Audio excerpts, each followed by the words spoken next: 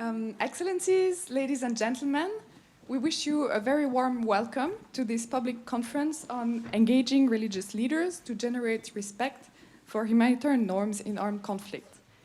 We are delighted to see so many of you here at the Graduate Institute in Geneva, but also online from all around the world. I am Vanessa Vuille. I am legal advisor at the Swiss mission here in Geneva, and I am delighted to accompany you for the first part of this event. Due to a small change of circumstances, we will have the welcome addresses made by our colleague from the European delegation. And I now have the pleasure to give the floor to Mr. Predrag Avramovic. He is head of Humanitarian and Migration section at the Permanent Delegation of the European Union to the United Nations Office and other international organizations here in Geneva. Mr. Avramovic. Thank you, Vanessa. So good afternoon, dear colleagues, and I'm very pleased then to open this event on behalf of the co-hosts. As you well know, in today's conflicts, violations of international humanitarian law, of the rules of war essentially, or of human rights have sadly become the norm, no longer the exception. And such violations generate suffering, prolong conflicts, and generate additional humanitarian needs. And one of the key commitments of the EU is to put compliance with IHL at the heart of our external action. At the same time, as a humanitarian donor, we fully recognize that in order to gain and maintain humanitarian access and space, the humanitarian community must be principled and be seen as principled, including engaging with all sides to the conflict, local communities, and all relevant actors with influence. And we support such initiatives both policy-wise and financially. And a good example of that is a project we are supporting with Diaconia IHL Center and Geneva Call, who are with us here today, in the MENA region, aiming to enhance knowledge and respect of international humanitarian law among armed actors and religious leaders. And of course, we know of the many challenges from different quarters coming to this worthy cause, and that only increases the need to engage with such influencers of non-compliant parties to establish humanitarian dialogue. Now, research is necessary, of course, to establish the limitations to engagement with religious leaders, the role of religious circles, and the influence of these norms in times of conflict. And of course, in some conflicts at times, religious leaders have been instrumental in positively influencing parties. Now, this involvement can, of course, raise awareness of the importance of safeguarding norms. It can help mobilize communities. It can help strengthen legitimacy of IHL and related norms and facilitate the delivery of assistance. So, of course, more interdisciplinary research into this is needed, and the Generating Respect project, which is gathering us here today, is precisely such a research endeavor. A partnership between the University of York and Geneva Call. It aims to understand the role of religious leaders as influencers. It seeks to provide operational tools so that the humanitarian community can engage with these leaders and positively influence the behavior of states or armed groups. And it does so in the form of this document which you have seen outside, which will be presented at greater length, Considerations and Guidance for Humanitarian Engagement with Leaders. So thank you all for being here today, and I look forward to a fruitful discussion. Back to Vanessa.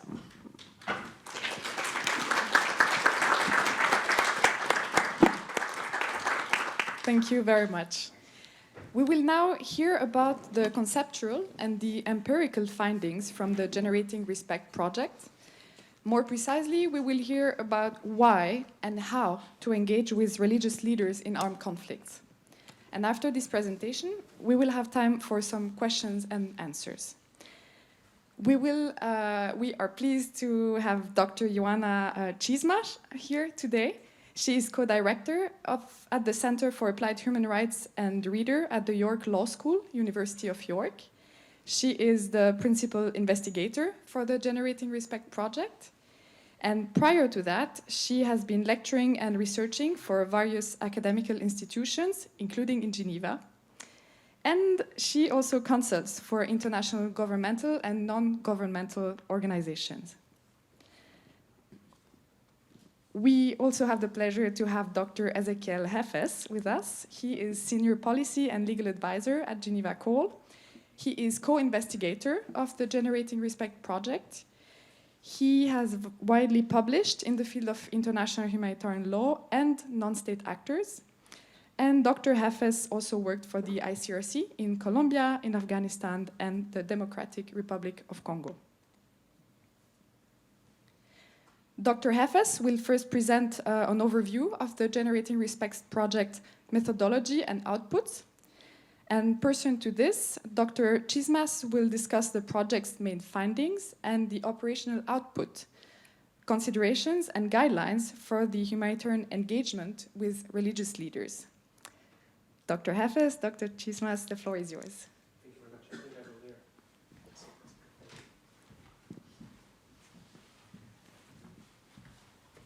Thank you very much. I think I go there. Thank you very much, Vanessa, and thank you all for being here today in the presentation of the findings of our research project, of a 3 years research project that we've been working on to trying to understand the role of religious leaders in generating compliance with humanitarian norms in armed conflict. So one of the things that I would like to do first is,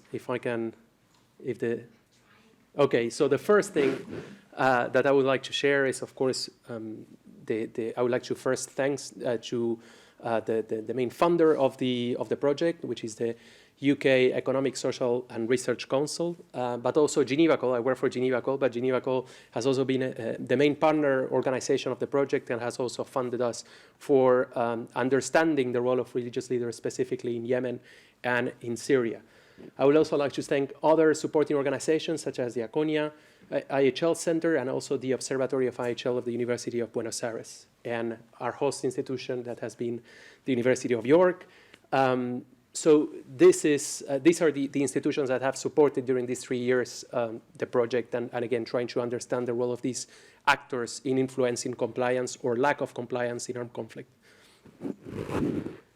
A few points on the presentation today. There are going to be 5 points that we're going to be discussing, not just myself, but we have the entire team here, or most of the team here, because we have also two members of the team that are online who are going to be sharing their expertise online. We also have our digital story expert who's behind. But we have a big part of the team here. So the first part of the presentation I will be sharing about the problem statement and why we actually started reflecting about this topic, to then move on and focus on the methodology and some of the research outputs, and then Joanna will take the lead with also the members of the team with the other 2 remaining points. So if we go first to the problem statement. So this research actually, we've started reflecting with Joanna with this research. It was in summer 2016. I had just finished one of my missions at the ICRC in Afghanistan, and we discussed with Joanna about the role of religious leaders actually in the IHL world. And one of the points that came out from that discussion is, what actually do religious leaders on the ground? How do they interact with parties to the conflict? Do they influence compliance? Do they speak about humanitarian norms? Or they don't speak about humanitarian norms at all?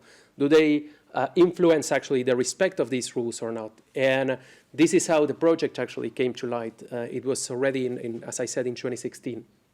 And what we were also seeing, if I come back, is that there are problems, as we all know, related to the respect of humanitarian norms in armed conflict. I'm not going to repeat here the reasons why these problems actually exist, but we have identified that the main strategy that had been pursued within the international context has been direct engagement with the parties. So if someone wanted to actually achieve a more respectful scenario in armed conflict, then what would normally entail would be to sit down with members of armed groups to try to increase their knowledge and understanding, and therefore their level of compliance with humanitarian norms.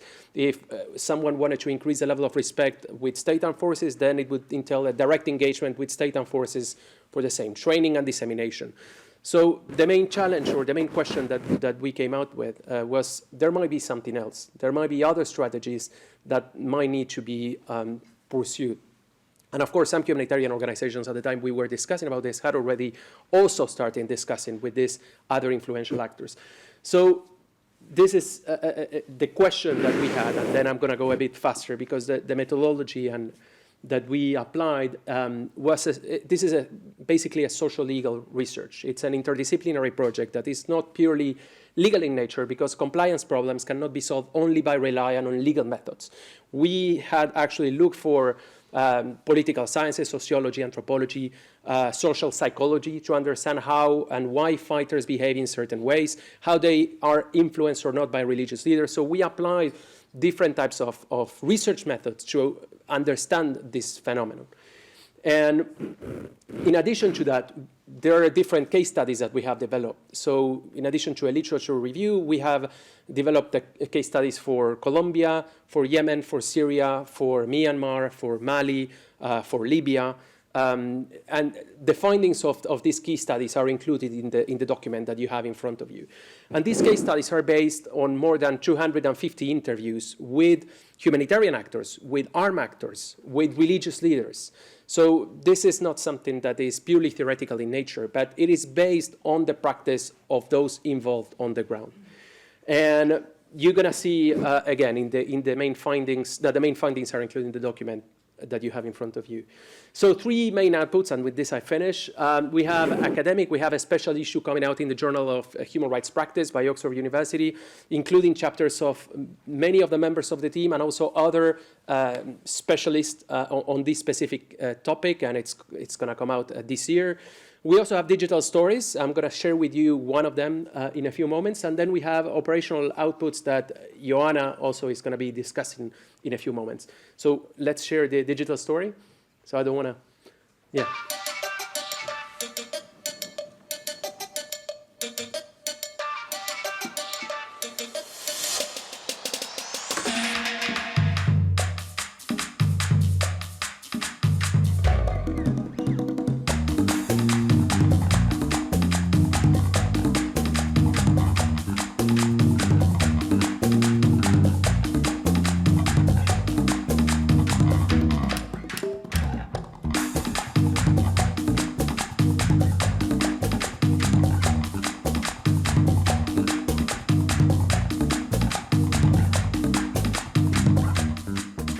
Bueno, el papel de la Iglesia en el marco del conflicto armado ha sido pues, también muy contradictorio, ¿no? Ha habido momentos en los cuales la Iglesia, en los años 50, 60, tenía una posición,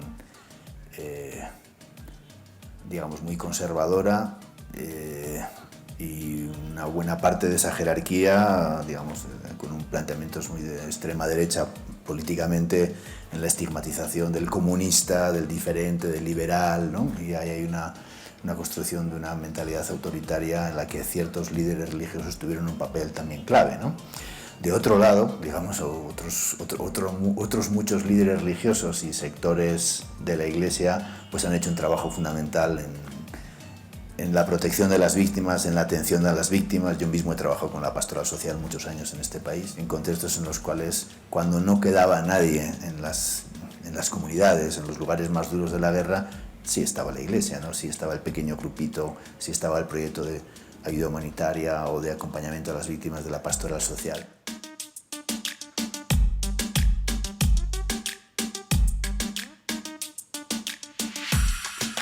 Históricamente siempre lo hemos hecho, los señores obispos siempre hemos estado, pues tenemos esa, digamos, esa posibilidad de movernos. Yo no tengo ningún problema de ir por los ríos, por los esteros, por las carreteras a cualquier hora, porque nunca, sí, pues ya conocen el carro, conocen las canoas y entonces nos podemos mover. Sacerdotes también, claro, muchos sacerdotes aquí han jugado un papel muy importante en los territorios, sobre todo en la época de la violencia con las guerrillas. Muchos de ellos sirvieron ahí como de bajar un poco los niveles de violencia, incluso con el mundo paramilitar, se tuvieron diálogos con ellos, lo que nosotros llamamos diálogos pastorales. Yo he sostenido diálogos pastorales tanto con los grupos,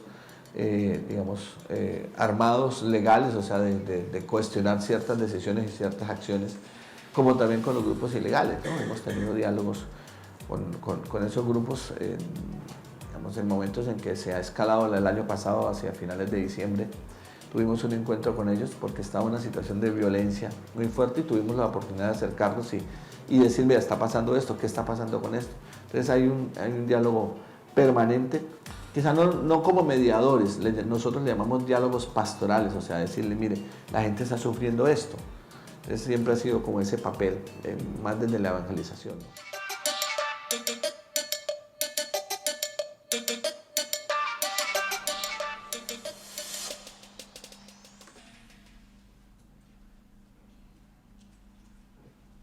On a mené une activité avec la MINISMA sur la formation des leaders religieux. C'était sur les violences lors des conflits. Les violences lors des conflits basées sur les femmes. Ce jour-là, il n'y avait que 3 femmes. Et on a été invités à la dernière minute, alors qu'il y avait 105 hommes. Une activité organisée par le MINISMA, 105 hommes plus 3 femmes. Une activité qui concerne les femmes. Moi, avec ma première intervention, j'ai dit que est-ce que vous trouvez ça normal? Les violences basées sur les femmes lors des conflits. Et vous n'invitez pas les leaders religieuses. Ils ont dit, bon, madame, on n'a pas très bien compris parce qu'on a dit formation pour les imams. J'ai dit, mais il n'y a pas des imams en islam, mais il y a des prédicatrices ou bien des prêcheuses. C'est vrai que quand on dit des imams, les imams, ils passent le message d'Allah et de son messager à la communauté, n'est-ce pas? Ce sont ces mêmes femmes-là qui équivaut aux imams qui sont les prédicatrices. Bon, toujours on a ce problème. Il essaye toujours de mettre les femmes à côté. N'importe quelle femme sur la terre, du moment que tu es une croyante, il faut avoir ce courage afin que tu puisses... la première des choses, pour remercier ce créateur-là, c'est les avantages qu'il t'a donnés. Il faut mettre ça en exercice. Le bon Dieu ne peut pas me donner la raison, ne peut pas donner la santé, ne peut pas me donner toutes ces qualités physiques, intellectuelles, et que je garde tout ça dans le tiroir. Voilà, c'est le message que je peux donner, et d'avoir confiance tout d'abord en elle, et d'avoir confiance aux promesses d'Allah subhanahu wa ta'ala qu'il nous a données. Et la finalité, ça sera le paradis, Inch'Allah. Merci beaucoup.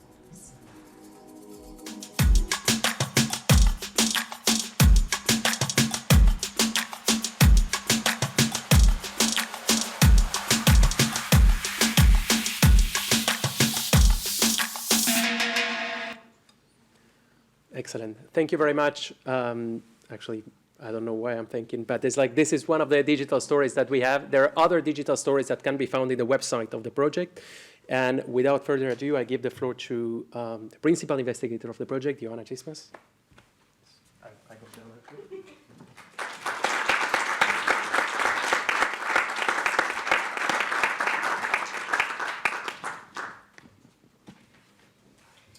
Thank you very much. I've done that as elegant as possible, coming on the stage.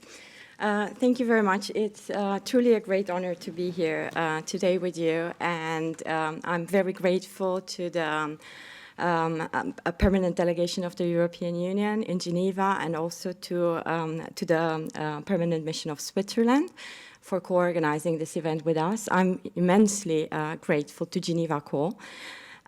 For embarking on this interesting, productive research with us over the last 3 years. And I am super, super, super grateful to an exceptional team that has gone through COVID and still managed to do interviews and still managed to produce insightful work. I just needed to say those things because I am truly grateful. So now let's come to the findings of the Generating Respect project. You'll see me a bit trying to see the screen, so I'm just going to go a bit on the side, if you don't mind. So, what I would like to talk about are who and what are religious leaders. You may think that this is a very easy question, and it's obvious. What we're suggesting is that it's not at all obvious, and it very much depends on our positionality, and we should be reflexive and engage in reflexive practice when we're thinking about engaging with religious leaders. And I'm going to explain in a minute what I mean by that. The second question that I will address is how do they influence armed actors? And here we'll have the pleasure to hear from the people that have conducted the research on the ground. Two of my colleagues from Mali and my colleague who worked on Libya, unfortunately, were not able to join us because of visa issues, but they are with us online, so you're going to hear from them. And then the question of why to engage with religious leaders. And finally, how to engage. Okay, so let's take the first question, the concepts in focus. And you're just going to give me 1 second to get there. Okay, so we started by looking at interdisciplinary literature to understand how to define religious leadership. And it's partly based on my work, on my book, Religious Actors and International Law, but it goes much beyond that, and in fact, it problematizes some of my previous work, this definition. So what we're considering as religious leaders are those actors that have a formal or informal affiliation to religion, belief, or spirituality, that make a claim of special legitimacy, and it is special because if we're thinking about Max Weber, the speciality comes from the sources of legitimation that they use, meaning charisma and tradition. And in making this claim, they interpret religion and try to persuade or to command obedience, legitimate obedience from followers, communities, and others, but also coercive obedience, as you're going to see in a second. They exercise leadership individually, but also collectively, and this is immensely important from our point of view, and through formal structures, but also informally, through groups that are not as such organized, through networks, through organizations and institutions. They can operate as state or non-state actors, and most often they're institutionally external to armed actors, but they can also be part of the political or military structure of armed actors. Think, for example, of religious personnel, military chaplains. They're part of the military structure, and they have a specific protection under IHL. We have other examples, such as, for example, religious leadership that is co-founded with political leadership. And indeed, if you're thinking about the founder of the Taliban, you had their religious leadership that was co-founded with military leadership. So let's then come to how they influence. What we did is to document types, the impact of religious leaders by type, by nature, and by outcome. By type, we have seen in the case study countries and beyond in literature, we have seen direct impact. That presupposes that the religious leaders have direct access and communication channels with armed actors, and that happens very often, either because they're institutionally embedded within the armed actors or not, even when they're external. And that also applies to both community-embedded armed groups and decentralized armed groups, but also, interestingly, centralized armed groups. And of course, as I mentioned, military chaplaincy, it also applies to armed forces, so integrated armed forces. And then we have indirect influence that is usually mediated through other actors, other societal actors, or through communities, or through individual members of the armed actors themselves. By nature, we find the impact of religious leaders on armed actors to be lasting and profound. That is, it's linked to processes of norm internalization, and it leads to a very deep socialization. The behavior of armed actors, when they're subject to this kind of influence by religious leaders, is one that is internalized. They do things because it's the right thing to do. We can also have temporary and superficial impact, and that is usually explained by group identification, perhaps, but also by the desire to receive certain rewards or not to be subject to threats or violence. Lastly, the outcome, we all know it. I'm just saying the obvious here. What we didn't know are the various nuances, or maybe some of you did. The outcome can be positive for humanitarian norms compliance or negative. Yes? Oh, I haven't changed. That is true, because I was looking at my own thing. This is what I was talking about. So, let me then explain how religious leaders influence armed actors in terms of the relationship.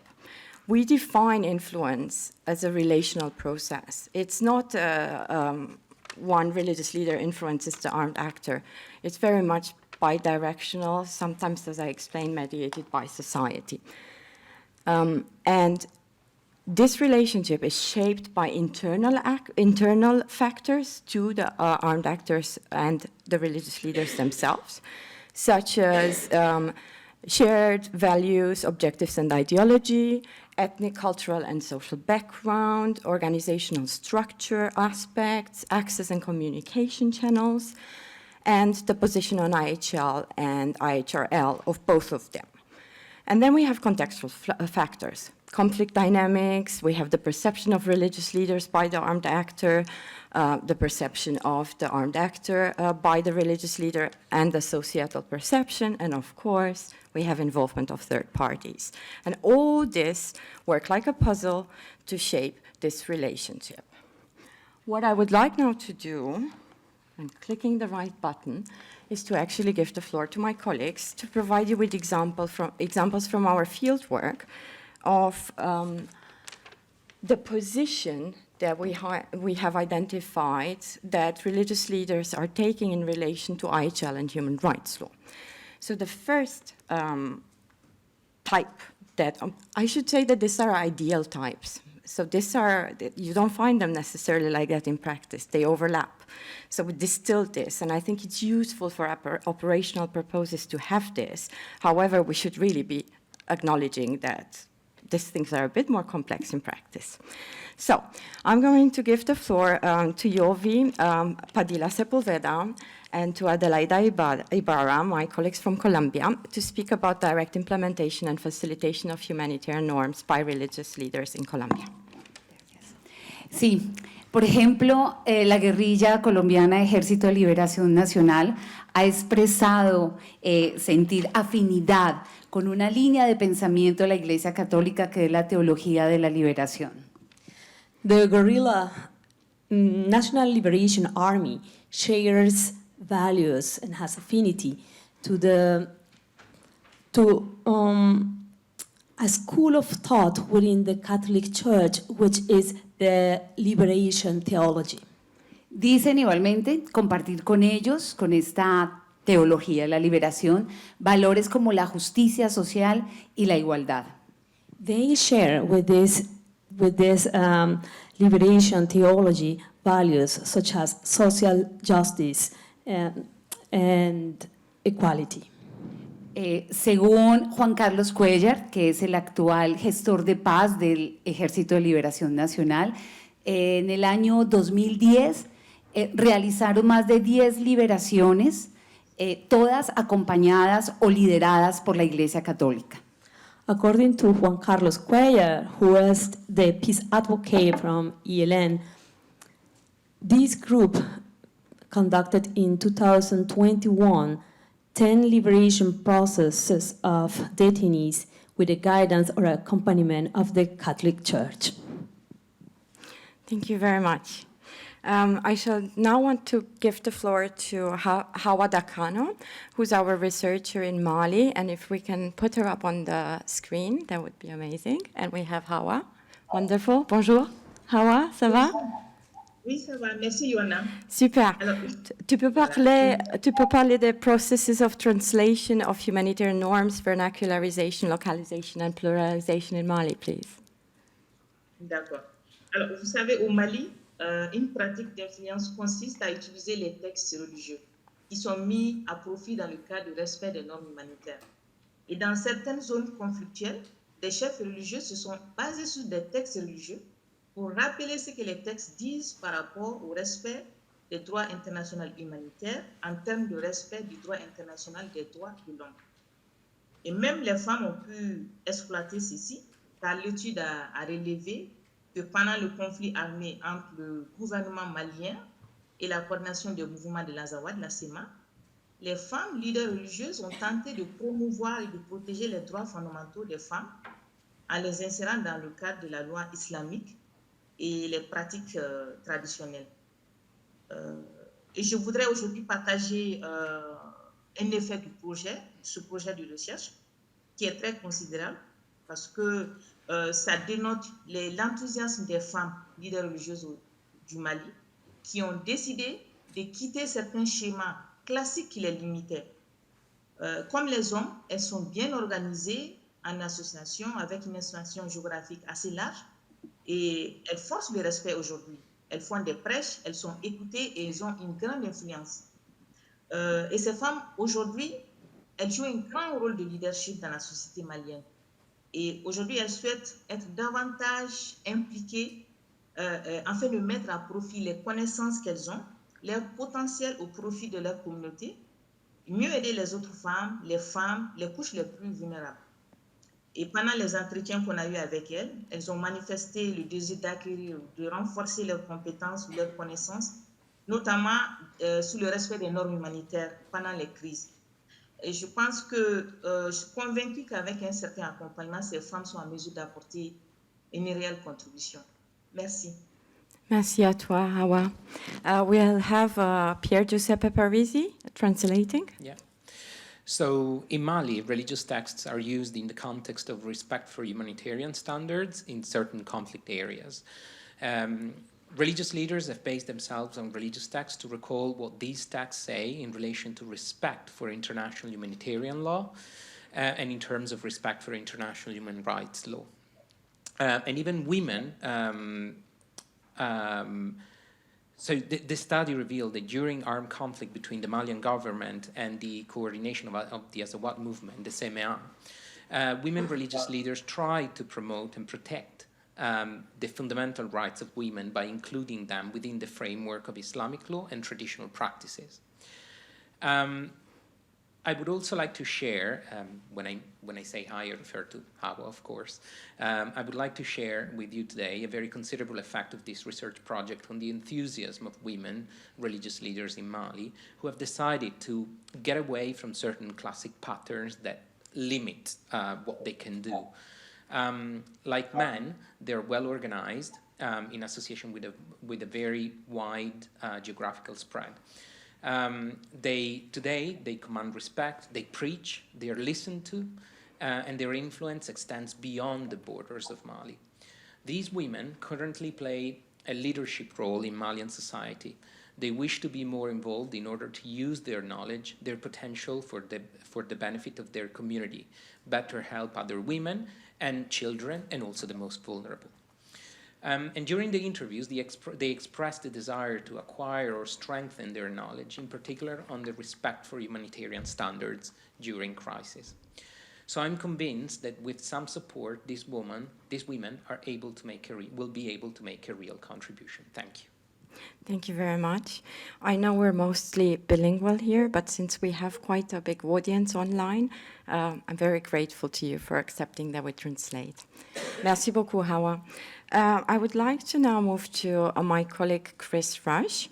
And Chris is going to provide us an example from Myanmar on strategic avoidance of humanitarian norms discourse, concomitant with norm implementation or facilitation in practice. If we can go back to the slides, please. Thank you. So, yeah, in relation to this concept of avoidance, it can be avoidance of all norms discourse, or it can be avoidance of discourse on specific norms. The example in Myanmar is definitely in the latter, in relation to the Kachin conflict in the north of Myanmar, the Kachin Independence Organization and Army, where religious leaders, for a time, it was clear that they had stopped having a dialogue with the KIO and KIA about the issue of use and recruitment of children. Just to say that KIO was and is still on the Secretary General's list as a user and recruiter of children. Now, so that stopped for a time. I can say that it definitely resumed, and the findings from our research is that the religious leaders have been very, very important in relation to a dialogue with the KIO in relation to those norms. So that's quite interesting. And the only other thing I would mention at this point is, as Joanna was saying, that these are very much ideal types. This is an example of also strategic avoidance, but it's also what you might call the selective application of norms as well. Thank you very much, Chris. I'd like now to have my colleague Hasna El Jamali, who has worked on Libya, give us an example of silence on humanitarian norms.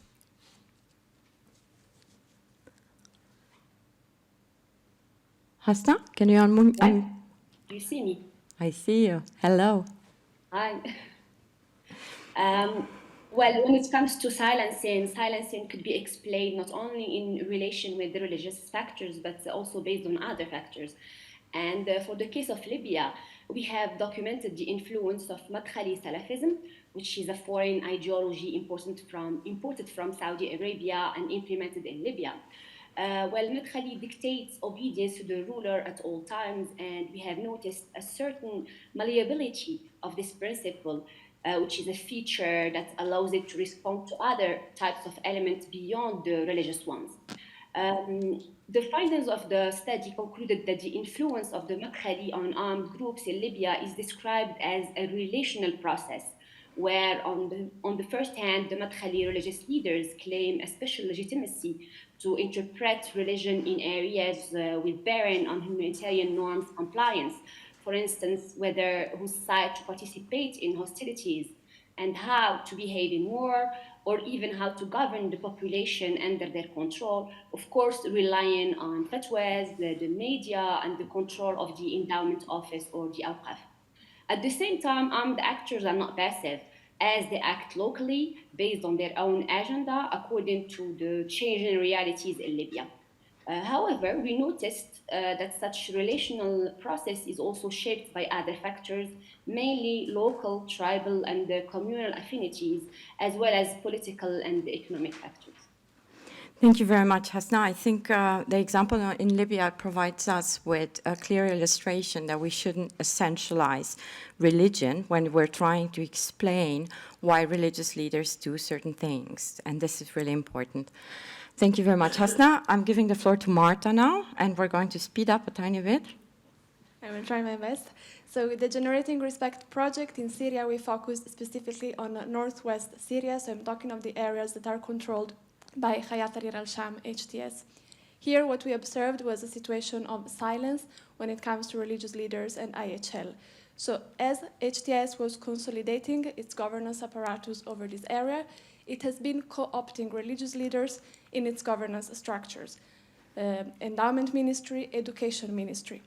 So religious leaders are influential, and the point that I need to emphasize is they are recognized as influential by HTS, but this influence has to take place within the limits that are carefully designed by the armed group itself.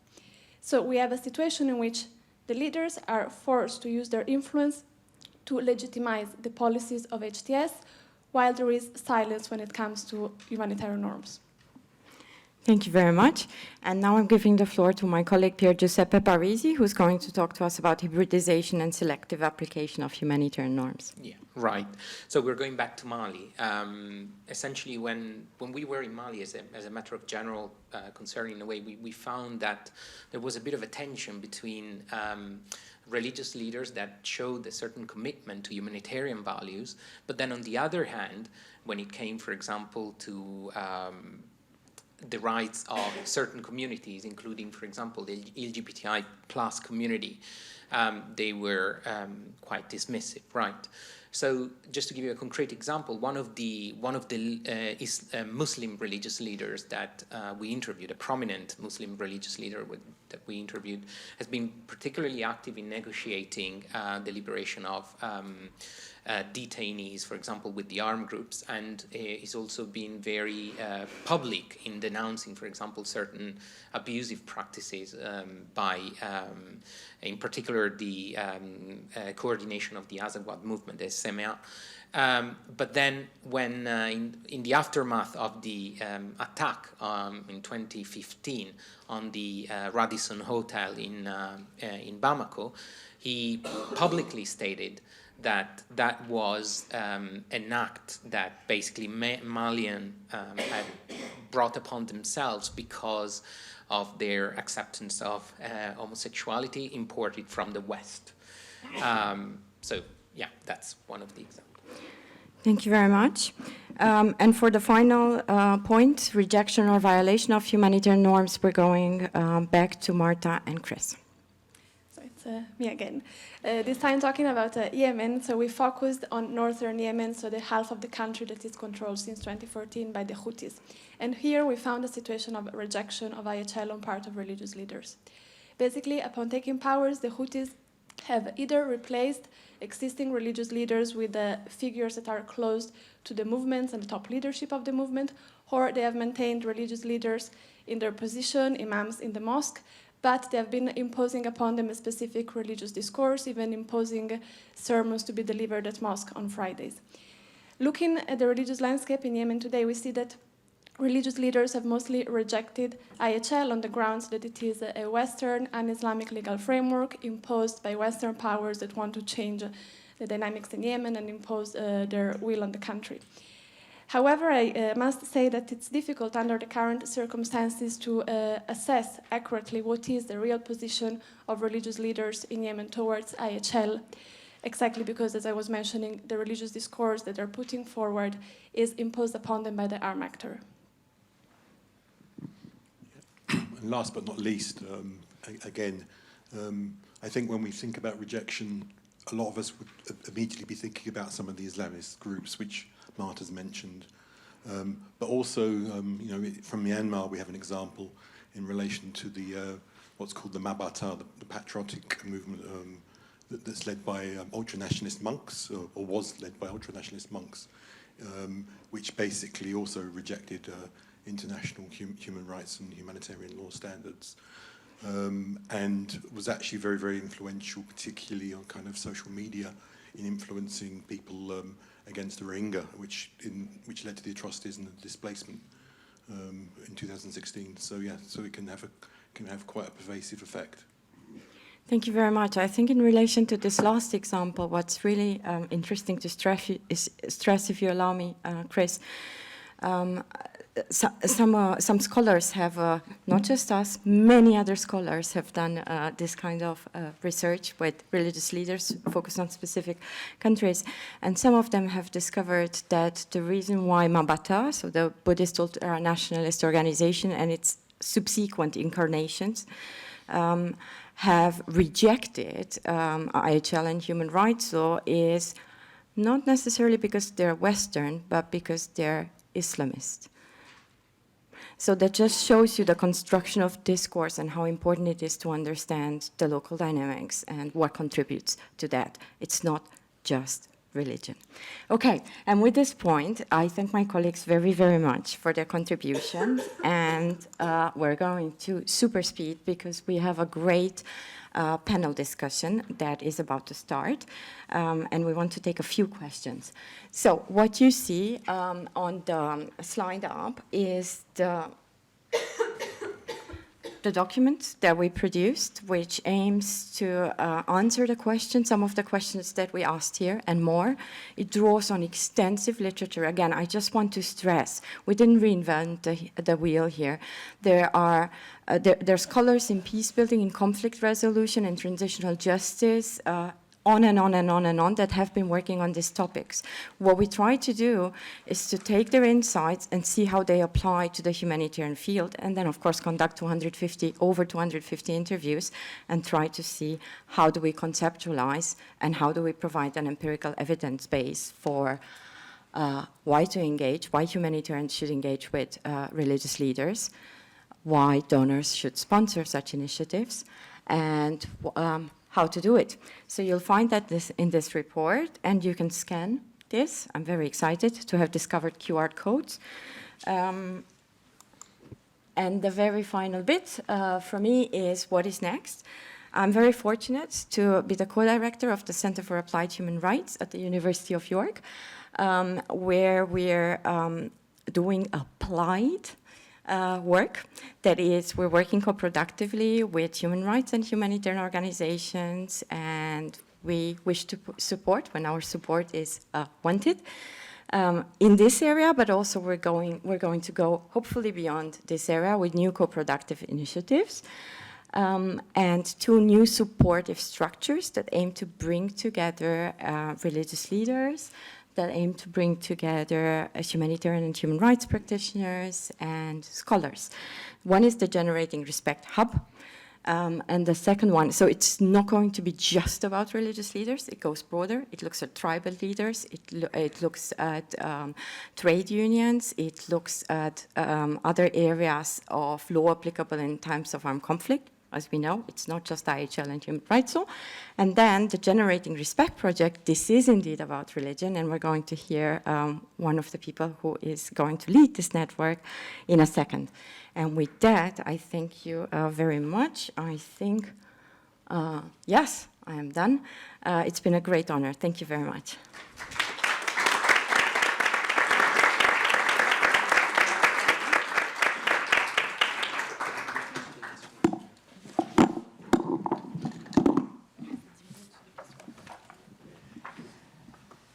Thank you very much, Dr. Hefes, Dr. Chismas, and thank you very much to our panelists and to the colleagues online.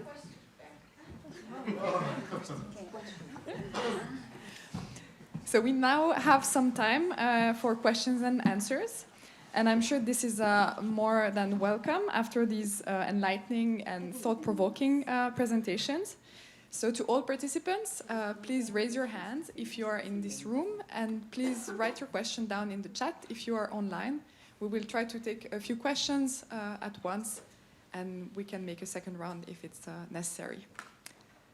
So I look in the room, see if there are some hands up.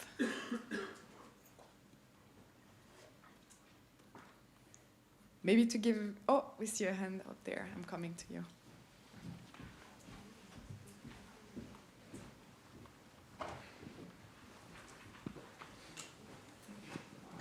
Thank you very much to the Generation Project team and all the people who undertook this work. My name is Veronica, and I'm from the Kenya Mission in Geneva. So I have 2 questions, and the first one is about IHL and how it landed, for instance, on the religious leaders. Did they feel that this is a new concept, or is there a way IHL or humanitarian aspects have been constructed within particular religions? So did it land as a new issue, or do they have a way of interpreting the same thing? And then the other question is on essentializing religion. And if you would put, for instance, I'm not saying you're essentializing it, but if you would put the interaction between religion, political factors, social factors, and economic factors, how would you rank that, maybe on a scale of 1 to 5, to what role like religious leaders would play in addressing these issues on IHL, interacting with the other factors? Thank you. Thank you very much for that question, for these questions. Do we have other people who would like to ask something now? Yes, please.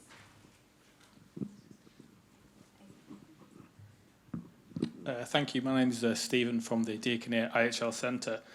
I found it really interesting that actually one of the footnotes, you spoke about the role of humanists, atheists, and others. And I thought this was really interesting. I would like to hear about, when we undertake this type of research, in particular in light of your last comments about looking at tribal leaders, when we do this type of research, how do we benefit from having quite a clear focus on a specific group of stakeholders? But at the same time, moving forward, how can we maybe broaden our research thinking to not necessarily focus on groups, but actually really looking at complex compliant story, which is always going to be different in different contexts? Thank you.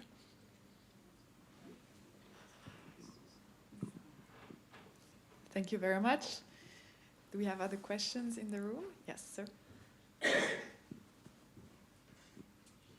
Hi there, thank you very much for the presentations. My name's Tim Waits, I'm with the Australia mission here in Geneva, and you may not have the answers, but I'm thinking about a context like Papua New Guinea, where sort of violence is almost sort of normalised, and it's been going on for generations, intertribal.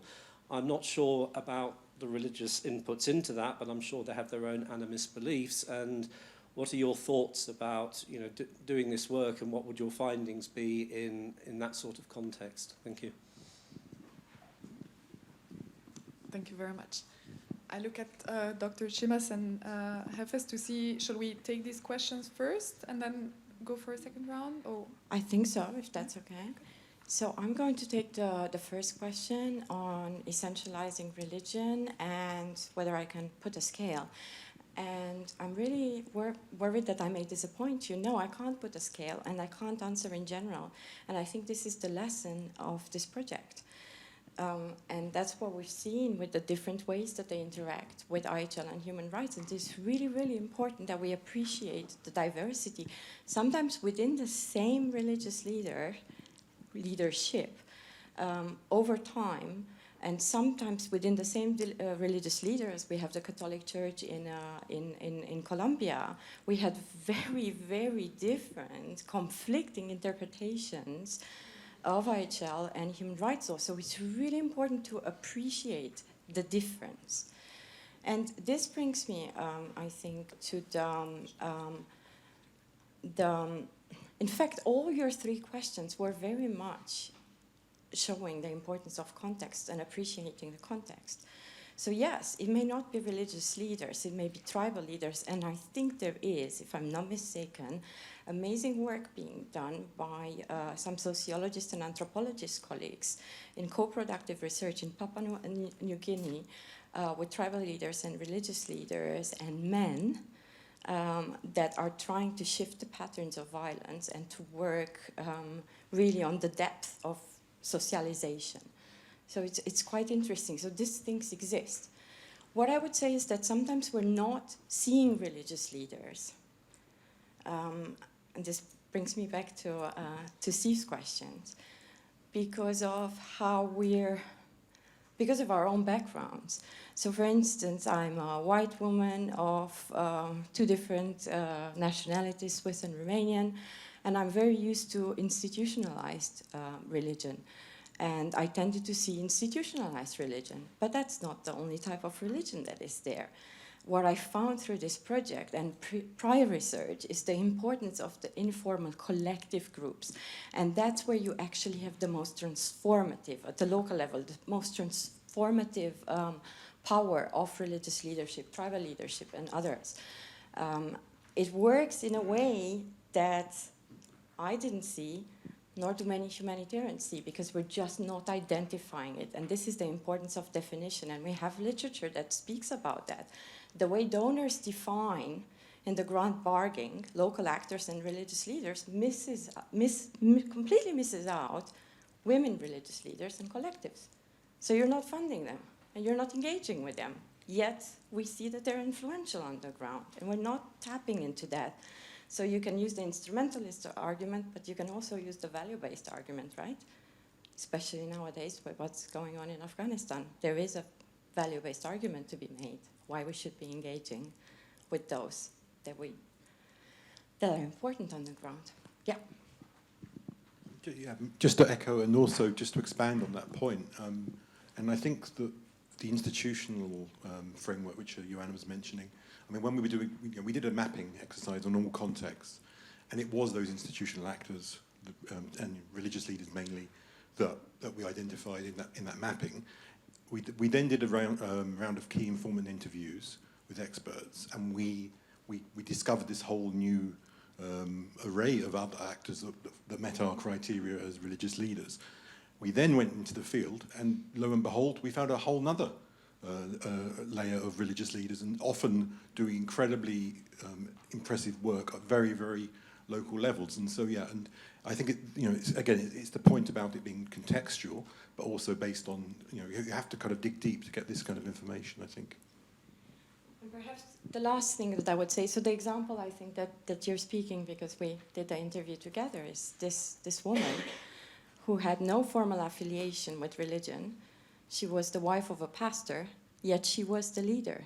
She was instrumental in providing direct assistance and support to refugees in Myanmar So we wouldn't see her as a religious leader. According to our definition, she's very much one. The other thing that I would mention is time. This kind of engagements, they take time, they take knowledge, they take depth. Not all humanitarian organizations will have the capacity. Some do and do amazing work. Others don't necessarily. So we need to think about, what do we draw on? Maybe we should draw on local university scholars that have the capacity and could act as facilitator gatekeepers. Of course, we have a ton of other issues, confidentiality, anonymity, and so on. But I think we need to be creative if we're serious about this work. And I think funders need to think long term. And I think I should stop because we may have the panel. We'll have a bit more opportunity at the end. Yeah, should we take a question from online? Yeah? I'm going to read it. We've had a question coming from Egypt, saying that there's been growing literature on religious or faith-based peace building in recent years, but that such literature has not been directed or at the role of women religious leaders in peacemaking and peace building.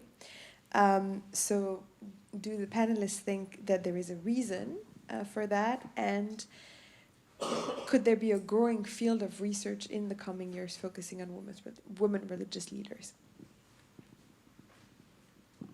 Should I take this, or does someone else want to take this? Yeah? I mean, obviously, I suppose one of the reasons why probably there hasn't been so much engagement with that, it's obviously also the sort of social structures that underpin certain contexts, no? Like going back to the idea of, for example, informal kind of, I tend to talk about it as spiritual leadership. Now, if you think about Colombia, for example, no, and the leadership and engagement with armed actors that indigenous groups have through their spiritual leaders. Now, you've got to think about the internal structures of those communities, and it takes a big effort, for women to sort of emerge as shapers of peace building efforts. But I think it's something that's happening. Perhaps it's not been fully detected by the literature, but it is something that on the ground it's happening definitely. When we were in Colombia, we interviewed an indigenous community, and amazingly, one of the persons that led the interview, that sort of chaired the interview, is a woman, an indigenous woman, who has been an indigenous authority within that community. So I'm saying this because I think there is a change that it's going on, but perhaps it's been a bit sort of undercover. I don't know whether anyone else wants to. Thank you for that. I just want to say one last reflection on why we don't see women in literature. I think they exist in practice, but we don't see them. So this is my leitmotif today. Another reason is that I just have a blank. I'm sorry. It's been a long week. I can't remember what I wanted to say. Maybe it comes back. Yes, Adela, help me out here. Okay, I don't know what you wanted to say, but I wanted to add something. I'm thinking about the Catholic Church and even the role that female religious leaders are playing there. Because when we think about religious leader in the Catholic Church, we are always thinking about priest, male, but there are many nuns working with communities, many nuns that are there, and when the child are recruited by the armed groups, families go to the nuns so that they can intervene and talk and accompany them to speak with the armed conflict, to try to rescue those children. So they are also playing an important role as female religious leader. Thank you, and thank you for that. And I also remember what I wanted to say, and with that I'll close. Risk. The risk for religious leaders, it should not be underestimated. And I think the context of Egypt is one in case, but there are so many others, including Colombia. We have so many religious leaders who have been killed. Not quite on par with human rights defenders, but certainly, yeah. So we need to really be very, very careful how we do the engagement.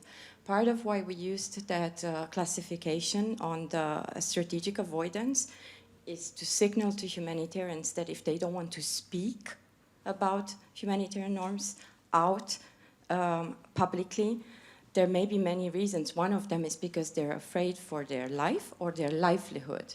Consider also how they're embedded in institutions that pay salaries and so on, and what that would mean. So thank you very, very much for the questions. I think we could go on for hours and hours, but we don't want to do that. Vanessa, thank you. Thank you, Joanna. Thank you, everyone, for this substantial exchange. I'm sure that there are many more points that we would like to discuss, and probably those who are here can follow up around the drink after this event.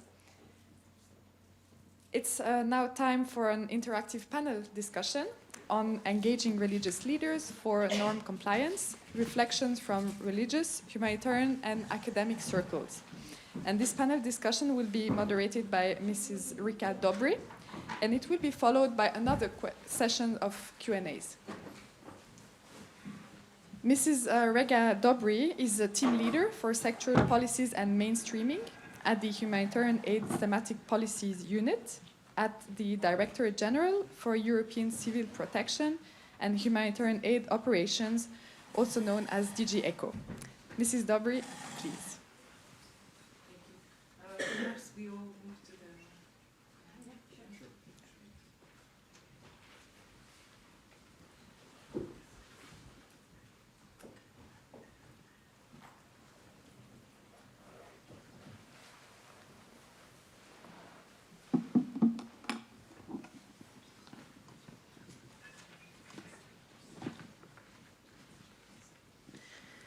Okay, so good afternoon if you're here in the room, and good morning or good afternoon depending on where you're following us online.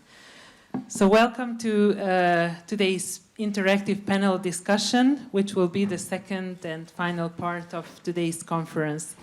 As was said, I'm Reka Dobry. I work at the EU's Humanitarian Aid Office, and it's my absolute pleasure to moderate today's discussion. So we have just heard about the extensive and, I must say, really impressive research about how religious leaders can influence respect of humanitarian norms. And I think it's clear to all that their role is really important, among others because many humanitarian norms are themselves based in the world's religious traditions, but also because contextualizing norms within local norms and practices, including religious ones, can enhance their acceptance and implementation. And also because all types of armed organizations can be subject to the influence of religious leaders, and this all comes out clearly from the research. So from this, it also follows somehow naturally that humanitarian actors need to engage with religious actors on humanitarian norms and action. As a humanitarian donor, we also fully subscribe to this, and especially in times where we see, as was referred to almost on a daily basis, challenges to compliance, and the narrowing of humanitarian space, it is really key to have a space for humanitarian engagement with all actors of influence. So I'm really pleased to introduce today's panel discussion, which will unpack the findings of the research a bit further. We will hear reflections from academic, religious, and humanitarian perspectives on why the engagement is beneficial, but also how to do it in an effective manner. So we have a distinguished panel of 3 speakers. 2 are here with me on this podium, and 1 is with us online. And I'm very happy to welcome Dr. Catherine Fortin, who's Associate Professor at the University of Utrecht in the Netherlands. Sheikh Maitam Al-Salman, Islamic cleric and researcher at the University of York, and connecting online, Natalie Weisman, who is a senior legal advisor at UN OCHA. After the presentation, we will have also a Q&A session, so please prepare as many questions for the panelists as you can. But now, let me start with Dr. Catherine Fortin, who has done extensive research on the protection of civilians in conflict. So could you share why this research is new, especially in legal scholarship, and how it can impact also other areas of research? Thank you.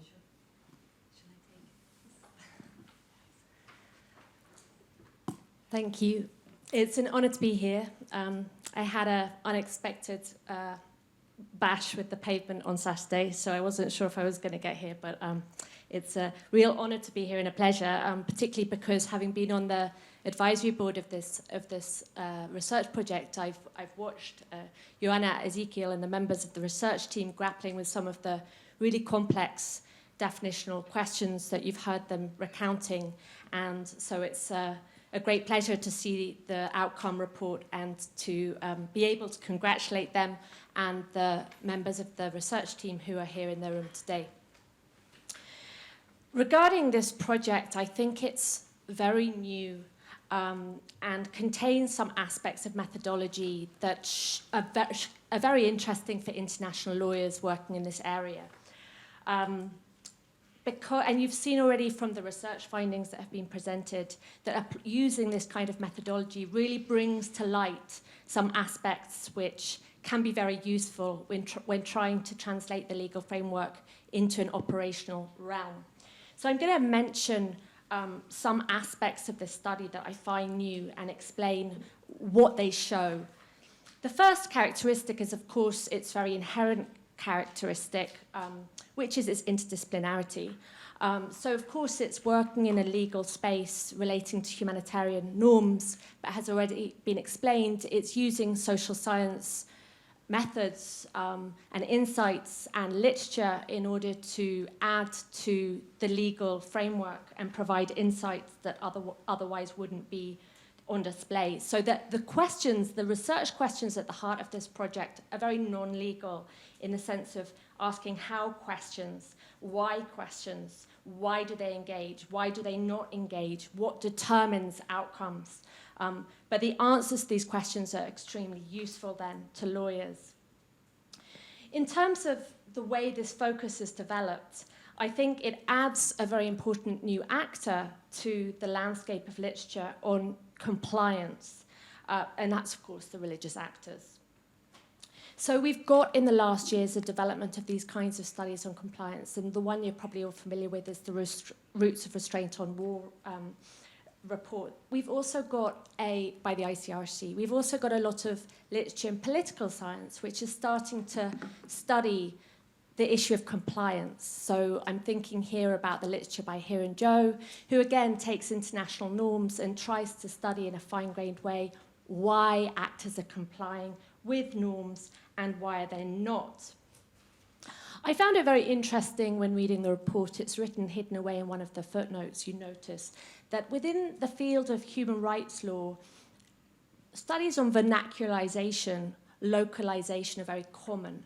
There's really a wealth of literature trying to give a kind of bottom-up perspective to this legal framework. And what you note in this footnote is that there's actually hardly any of this kind of vernacularization, localization studies in IHL. And I would say that that is one of the very core values of your report, in that you try and fill this gap by doing just that, as you've already heard. I think it's important and interesting to pause when making that observation and think about why this is, and think about why it is that we have this wealth of literature in one field and hardly any in another field. Because I think in pinning down the answer why, it helps us identify the extent to which this will be an avenue in which scholarship could develop over coming years. I think, though we can discuss it, that it might have something to do with the way in which norms are articulated in the different legal frameworks as rights or as obligations. And there's been an ongoing discussion within IHL as to whether it confers rights or not. I think many of us would agree that it does, but it's still, because it's not articulated as rights, maybe it doesn't lend itself to a bottom-up approach in quite the same way, leading it then to not have been given this focus. My last 2 points are a little bit connected. So the other thing I really like about the study, and I think is really valuable, is it connects to another area of developing scholarship, I think, in IHL. So an area that we've already seen developing, and an area that I would suggest we will see developing. And that is the idea of the everyday life of IHL. And it's connected, of course, and I'd like to bring, as a mention of an example of this, Rebecca Sutton's recent book on distinction, about how IHL norms live in the community. So the self-generative force of international humanitarian law, the way in which civilians understand the norms too. How does it resonate with particular actors? This project looks at religious leaders, but there's also, I would say, quite a lot of scope to look at other actors, as already have been mentioned, other civilian actors. Some of them may be leaders, some of them may not be leaders. The everyday life of IHL, I think, is very corely the focus of this study. The third aspect is in other fields, so non-legal fields, so social and political sciences, you can see a growing focus on civilian agency in literature relating to civilian protection. And this is literature that's very self-consciously trying to look at the micro and meso landscapes of armed conflict. So to look at the civilian experiences from a bottom-up perspective, and also shed more light on the dynamics in the middle. So religious leaders would be a very good example of that. You can see that they're advocating up on the one hand to the parties, but they're also in a position of power down in terms of their community, so they're in the middle. I think that what this project shows relates to, it's already been said, relates to the lenses we use to understand conflict dynamics, and how if you shift the lens, so you try and take more of a bottom-up perspective like this report does, then you provide avenues and openings to look at not only the formal but the informal. And you make sure you don't miss things. So an example, of course, is the definitions that have been used, and the idea that if you take a different definition, you may spot and find and be able to study women leaders who are working in different spaces, employing different methods, and get their mandate from a completely different place. And likewise, we have an example of in using this different perspective of figuring out forces that as lawyers we often don't find a place for. So like power, coercion, legitimacy, these are terms that as lawyers we're sometimes a bit unsure what to do with and how relevant they are. But in this report, adopting an interdisciplinary methodology captures that very well. Thank you very much, Catherine, and I very much like this everyday life of IHL. That is something that definitely we will reflect on. So I am now very happy to turn to Sheikh Maitam Al-Salman. thank you for being with us and bringing your perspective as an Islamic cleric. Reflecting also on the findings of the research, why do you find it important to look at the role of religious actors, and also where do you see the areas where they could invest more to support norms compliance? I think you have a microphone there. Thank you. And it's on. Thank you for the question. Where do I begin? I think today there is consensus within the academic community, within foreign policy makers, including foreign policy practitioners working in many areas of conflict, on regarding or viewing religious actors as strategic sources for conflict resolution, peace building, and intervening in many situations. So there is consensus today on the impact of religious actors. Why is there consensus on that? Because we're focused on having a religious position that has a positive impact on communities that were struck by conflict and violence. And this is where the goal is. So definitely there is a case for investing in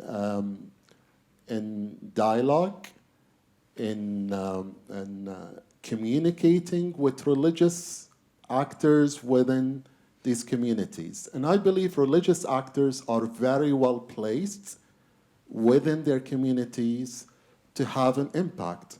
It obviously differs from country to country. For instance, if we go over to Georgia, and if we just view the impact of the position of the Orthodox Church on the elections, that would be an indicator of the influence of religious positions on everyday behavior.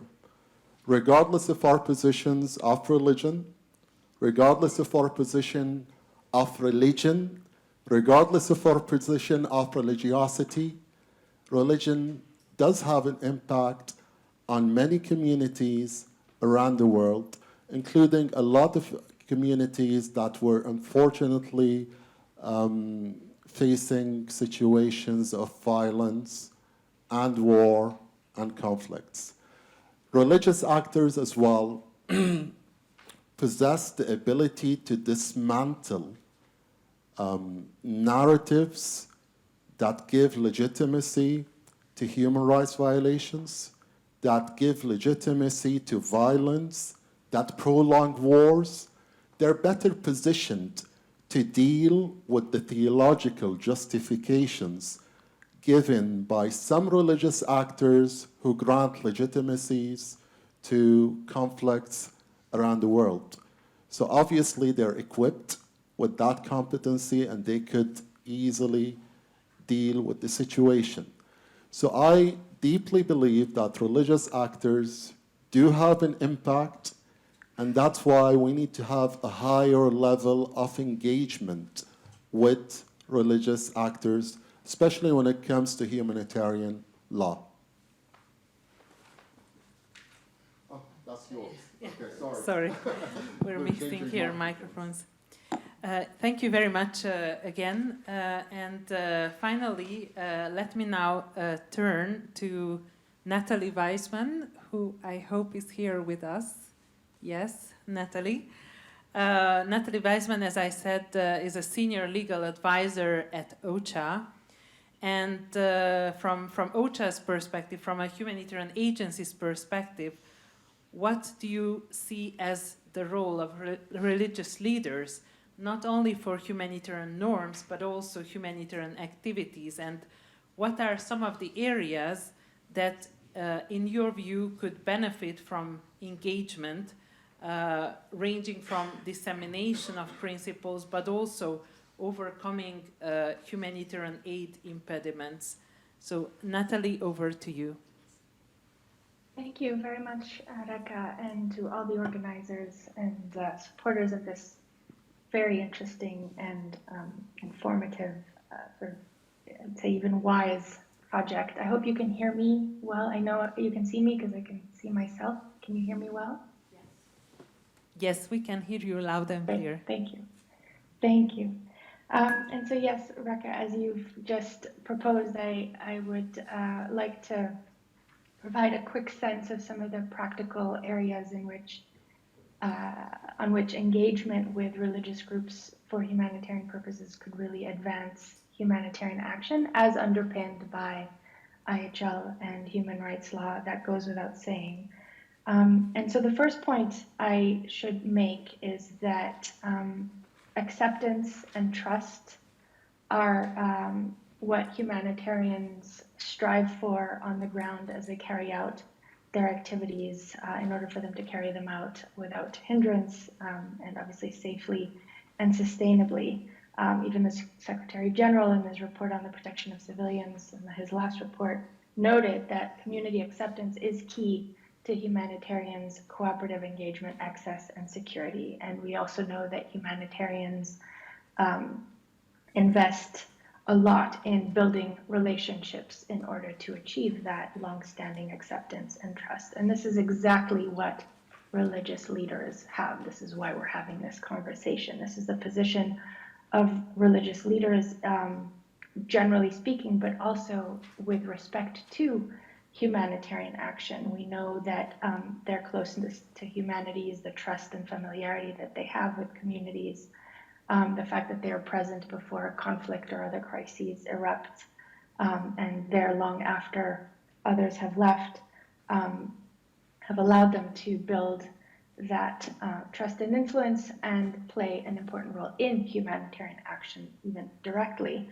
whether it's through spreading awareness of safe behavior in the spread of disease, providing shelter directly and protection for persons fleeing violence, or even being the only ones at times with enough trust and respect to have access to certain areas and certain communities.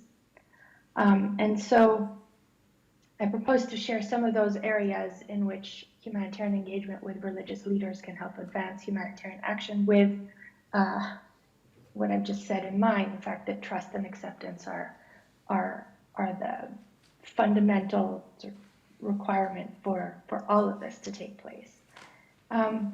The first area, of course, is in dissemination of humanitarians' role, of humanitarian principles that underpin humanitarians' activities, and of course in the dissemination of IHL. This is already done by humanitarians across the world, whether it's through radio bits, flyers on fundamental standards, posters, and of course all sorts of dissemination, other dissemination activities and engagement. And of course the role of religious groups on this effort alone would be extremely valuable, and we've heard about how there is a lot of intersection between these values and many religious precepts. But there are also very practical areas in which engagement with religious groups can be of benefit, again, on the basis of this trust and acceptance that they enjoy. And so there are really a number of challenges. I imagine many of you are familiar with them. They're in the news all the time.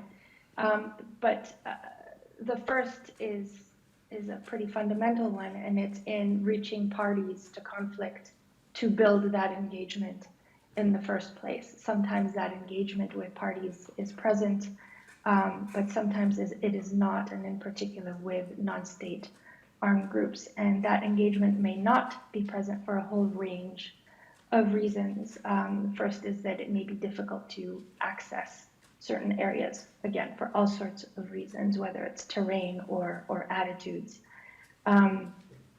The effect of national legislation, sometimes designations of armed groups as, quote unquote, terrorist, can hinder engagement, at a minimum through a chilling effect of those designations and other forms of regulation. Relations with the government itself can make it difficult for humanitarians to have that engagement with armed groups. Government can at times be hostile towards the very idea of having that engagement. There can be, of course, armed groups themselves that are unwilling to engage and antagonistic. There can also be other obstacles to that engagement, or to engagement perhaps with certain factions, such there are times when there might not be one single entry point for dialogue with armed groups, and so there's no consistent approach across an armed group, and this is where often there is a need for engagement with community leaders and other local intermediaries. And so for all these reasons, there could definitely be an enormous benefit to engaging with religious leaders to build that engagement and sustain that engagement, whether indirectly or ultimately directly with armed groups.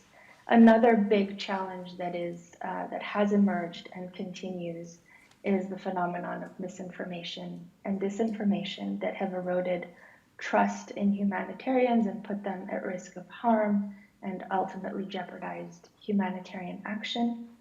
And we know as well that humanitarians have had to invest significant resources in monitoring and countering false information about themselves. Again, putting them at risk and jeopardizing their activities. And so here in particular, engagement with religious groups could be of very big benefit. We also know, of course, of ongoing bureaucratic and administrative impediments imposed not just by government parties to conflict, but armed groups as well. We see this in a range of conflicts, Yemen, Syria, Myanmar, and elsewhere, ranging from movement restrictions to interference with staff recruitment and beneficiary selection, and humanitarian operations themselves, often also misalignment of policies at central and local levels and everywhere in between, taxes imposed on certain activities or certain organizations and not others. And so there too, these are very, very practical, everyday problems that overlap with all of the others that I've just mentioned, and where engagement with all relevant actors, and in particular religious groups, could be of benefit. As I've said, many of these factors will combine. You never just face one, you face many at once and across many different conflicts. And I should note, even though that's less the aim of this discussion today, but is also on everyone's mind, that of course there will also be instances in which certain religious interpretations will be at the root of hindrances themselves. Just to name one, but there will be others. In Yemen, for instance, restrictions on the movement of women, female aid workers from traveling without a male guardian are posing major sort of disruption and challenges to humanitarian programming. These restrictions impede program delivery, they force delays and even suspensions of critical missions and programs.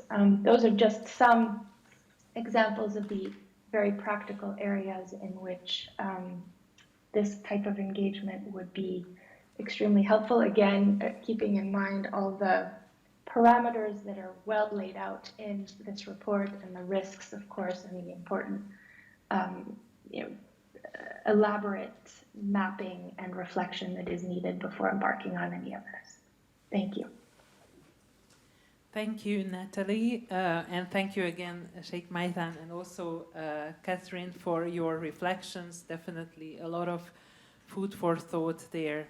So we will now have the opportunity to take questions from the audience, and I think we have about 15 to 20 minutes left for that. Just to recall, if you're listening from the room, please raise your hand and please also present yourself and indicate if you are addressing the question to a specific member of the panel. If you are listening to us online, please pose the question in the chat and it will be read out in here depending on the time left. While you're reflecting on the question, I will use the opportunity that I'm on the stage and kickstart with one question that I find very interesting. The research covers humanitarian norms, generally speaking, and more specifically both IHL and human rights law. The research already alludes to the fact that these two, however, are not necessarily addressed in the same manner in terms of engagement with religious leaders. So I was wondering whether that is something that you agree with, and if so, why, and also how you see that being addressed. Thank you. I see that you've raised the microphone, so please go ahead. Yeah, from our findings, religious actors are more reluctant to enter into a conversation, to engage when it comes to human rights in comparison to IHL. And there are many reasons for that.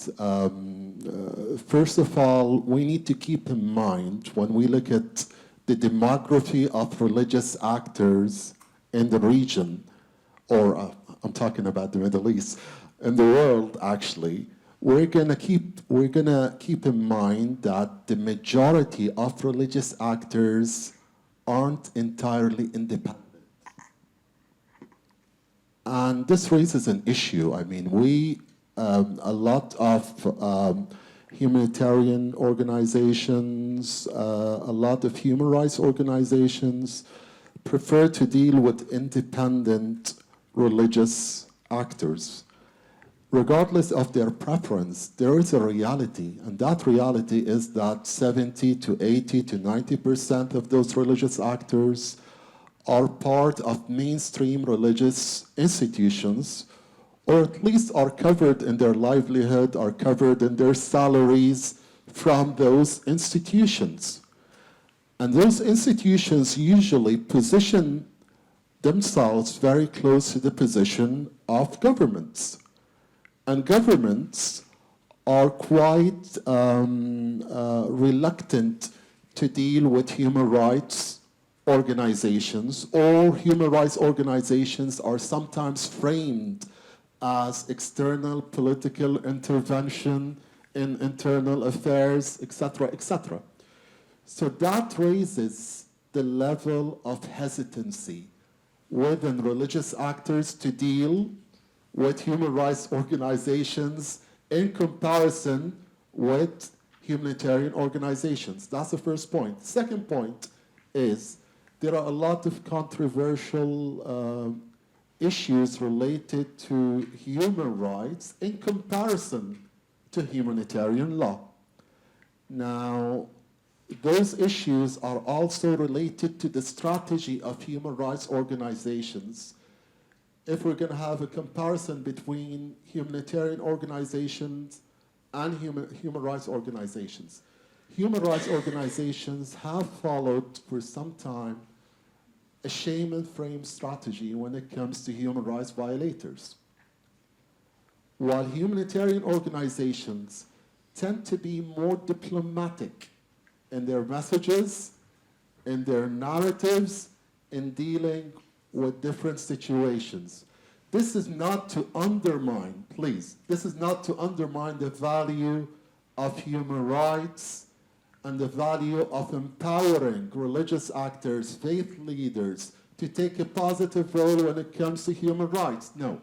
In fact, I believe we need to have a Gadamerian approach. Gadamer, he says the first step is opening the dialogue, sometimes paving the way towards other controversial issues begins with less controversial issues, so maybe humanitarian law or compliance, normalization with IHL is a first step towards more controversial issues. And absolutely, if you open up a conversation, an engagement with a religious actor in, for instance, in Afghanistan on human rights, he's going to say it's a Western agenda to ruin and tamper and influence the values of the nation. While when you talk to him about humanitarian law, you're going to see that he has a much more lenient approach in accepting your message and your narrative. Absolutely.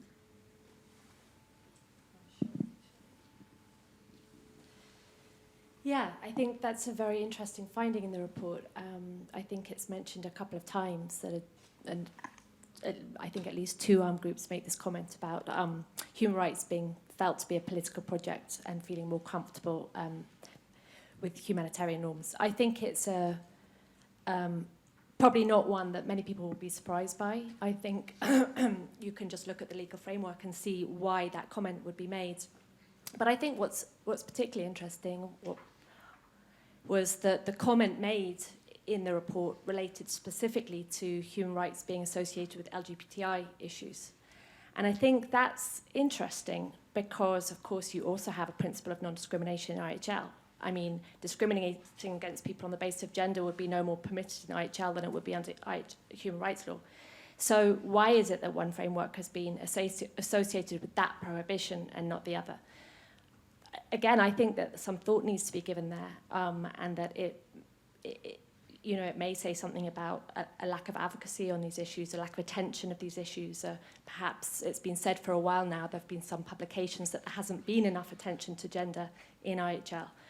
So that could also be a conclusion we could draw from the report.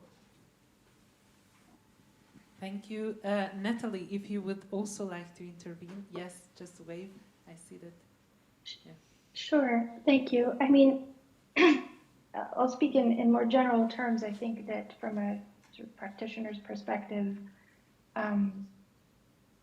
there is a practice of adapting the messaging to the receptiveness of the interlocutor. And so if invoking IHL specifically or human rights law specifically is not going to be well received, then we will frame things in a different manner.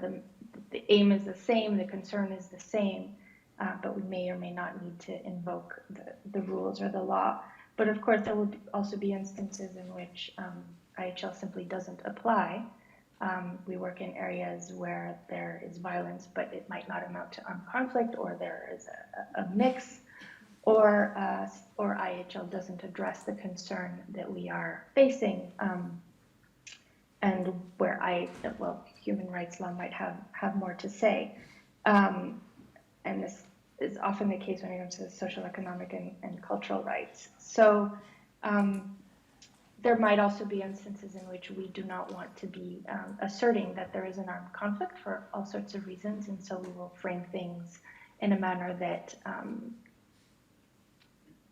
that fits both regimes, because there are many ways of doing that as well. So my point is simply to say that adapting is definitely part of our repertoire of tools in engaging with any actor, and that would go for religious leaders as well. Thank you.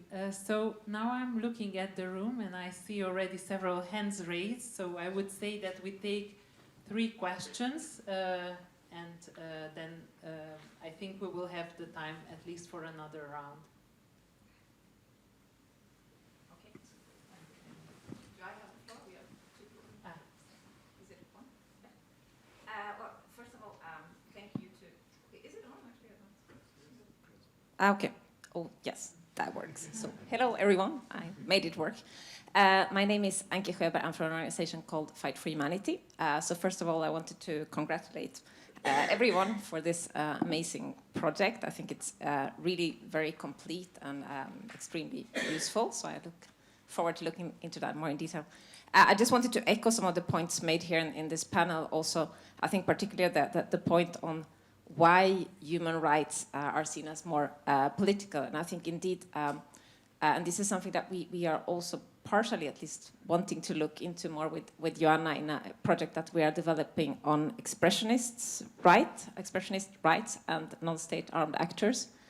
It's also thinking of the different approaches that civilians or populations are using to influence also non-state actors, and to see maybe what perhaps human rights actors can also learn from humanitarian actors in terms of that there's a big kind of industry somehow on engaging with armed groups on humanitarian protection issues, but much less on human rights issues. So that's really something that we would like also to look at. But also perhaps what humanitarians can also learn from human rights actors. And I think also the issue of pushing maybe more for some issues like non-discrimination. Why is that more somehow seen as a human rights concept when it's something so universal? So thank you for raising that.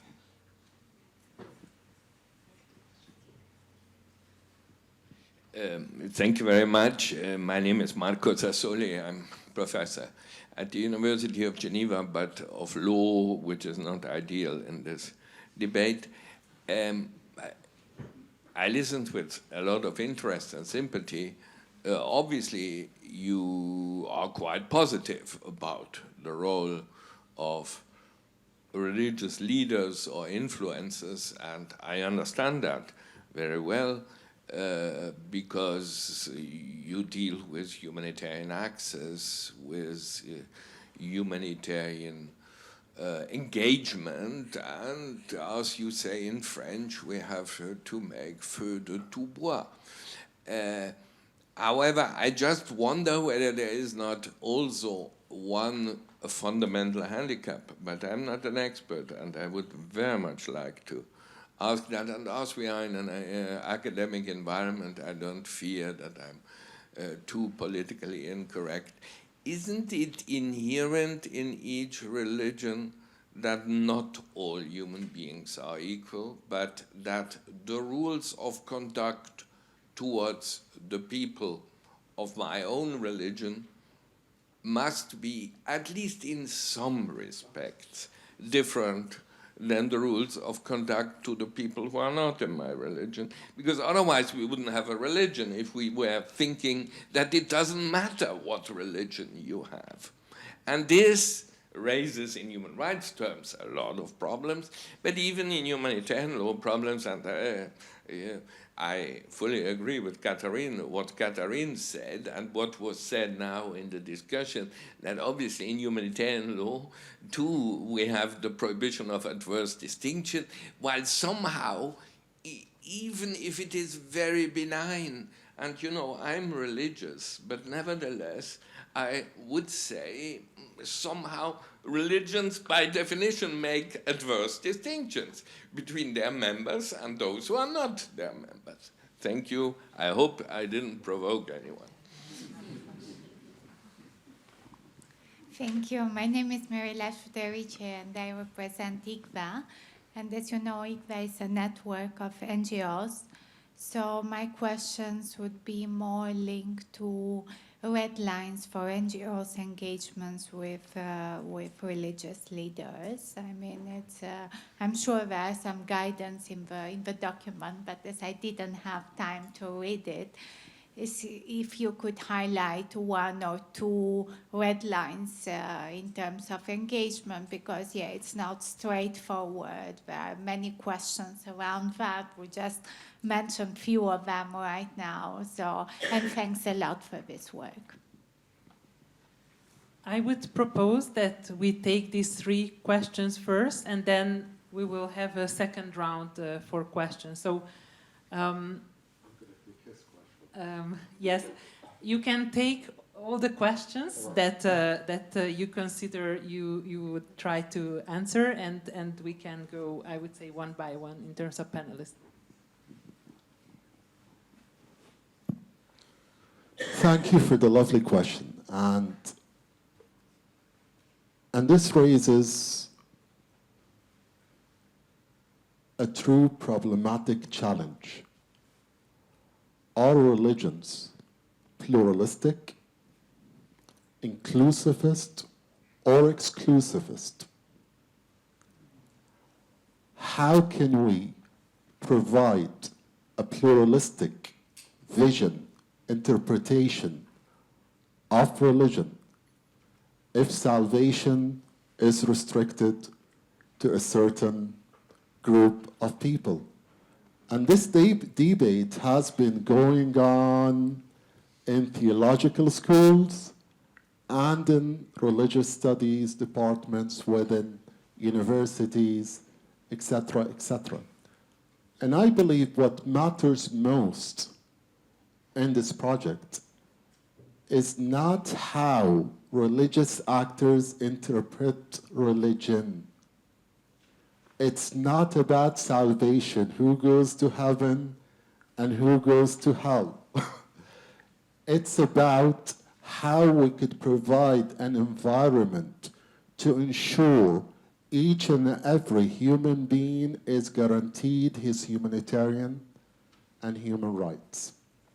So the project is more focused on that ability. Can we achieve the same goal with all religious leaders? Obviously not. Obviously not. But we could at least attempt to achieve the basic goals we're looking for when it comes to humanitarian values. That's in general. Thanks. Thank you, Catherine. Yeah, I think I'll take Anki's question. And this is about this idea of what IHL actors can learn from human rights actors, if I understood you correctly. And actually, you know, Anki, I remember you making this. I know this is something you've been thinking about for a few years in your work for Fight for Humanity, and I remember you making a comment yourself at a different conference which stuck in my mind, which was, why is it that we have so many people who identify as human rights activists and very few people who identify as an IHL activist? And you said it as a throwaway comment, but I actually think it's a really interesting question. And the answer to it, I don't think is one that you can give in a very simple way. I think it's something that needs thought. You talk about, and this comes back, I think, to my comments about this bottom-up approaches and civilian. You know, even this project, in a way, is a top-down approach, and I think IHL projects very often are top-down projects. And I think my own thinking on this comes from the fact that as IHL lawyers, the very first task we have is to identify the parties to an armed conflict. So we start at the top with the parties, the organisations, and we move then down their duty bearers. The norms go down vertically. Of course, there's some level of horizontality, but I think this is how IHL lawyers are very much trained to think. And this project then steps in the middle, which makes it unusual, but it still has this verticality in this bottom-up, top-down. I know Joanna's going to want to jump in and say, no, there's some horizontality. I know there is, but there's also a lot of verticality. Now, what I think you're proposing, which is very interesting, I think, is to inject a bottom-up approach, which turns the IHL framework on its head and looks at civilian perspectives to IHL. And there have been some studies that have been done. One very good one is the People's Perspective report done by Civic years ago, where they interviewed people on whether they knew what the word DPH meant. And they interviewed people across conflicts, across the world, and asked them, what does it mean to directly participate in hostilities? And their answers were kind of scary. So I think, you know, also in more modern practice, I want to mention the work, the current work of Civic, which does a lot of work with civilian communities in a kind of vernacularization, localization projects where they make civilian community civilian protection committees, and they hold meetings where they discuss various humanitarian norms, and I wouldn't go so far as saying they encourage them to dialogue with armed actors, but that is certainly one of the things that they're aware that many civilian communities are doing anyway. So they want to try and equip them by at least making sure that they're aware of the law. So I just wanted to add those details. Natalie, over to you. And there was also the question on red lines, perhaps that you could reflect on. Thank you. And I don't know if Joanna and others are around to answer this question as well, and whether red lines came up in their research. But I mean, red lines, as humanitarians will know, are often tailored, very tailored to the context. And so it's hard to identify them specifically, and I've not had experience with red lines with religious leaders, which is why I'm curious what the research might have revealed. But obviously, you know, unacceptable conditions such as, and I think one is mentioned in the report, such as requesting that humanitarians favor some communities over others on, you know, non-humanitarian, non-needs-based grounds, so for political, religious, ethnic, other reasons. And this goes to the, I think, the question that Professor Sassoli asked, whether there isn't an inherent preference of some over others at times.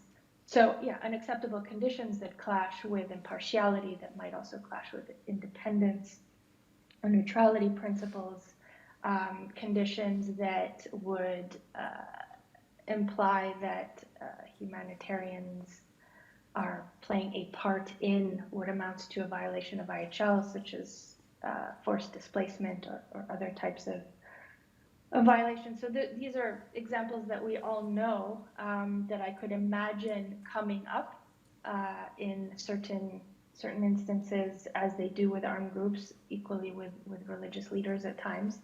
But again, curious to know if the research revealed anything more on this. So I'm signaled that we have the time for 2 more questions from the room and also online, and then some other reflections. Yeah, so there's been another question from WebEx, and I'll just read it. In certain peace-building contexts, particularly in the Middle East, NGOs have been more open to engaging with religious leaders in specific areas relating to humanitarian access, women empowerment, and so on and so forth, but with little engagement in other areas or on other topics. Don't you think that adopting religious peace building on the mainstream or governmental level, especially in countries where religion plays a pivotal role in cultural and political identity, could lead to more success in general endeavors? So basically using religious peace building as, I'd say, the main language for engagement.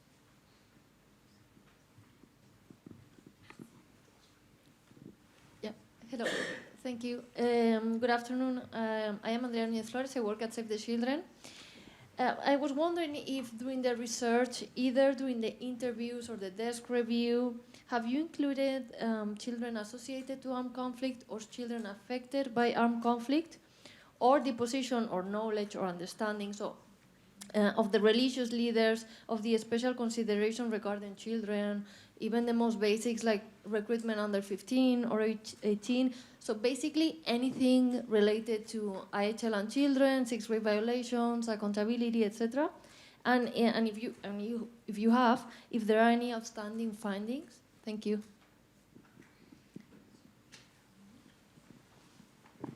Thank you. My name is Tilman Rodenhäuser. I work for the International Committee of the Red Cross. Well, first of all, congratulations for putting this important topic on our radar, on the collective radar. It's something that is operationally extremely important and valued by us and done by us. I was wondering whether in the research that you did and in the guidance you produced, did you have any conclusions on who should do it? Is it important that someone is from the same religion, maybe from another religion, generally religious or atheist? Did you have any conclusions on that?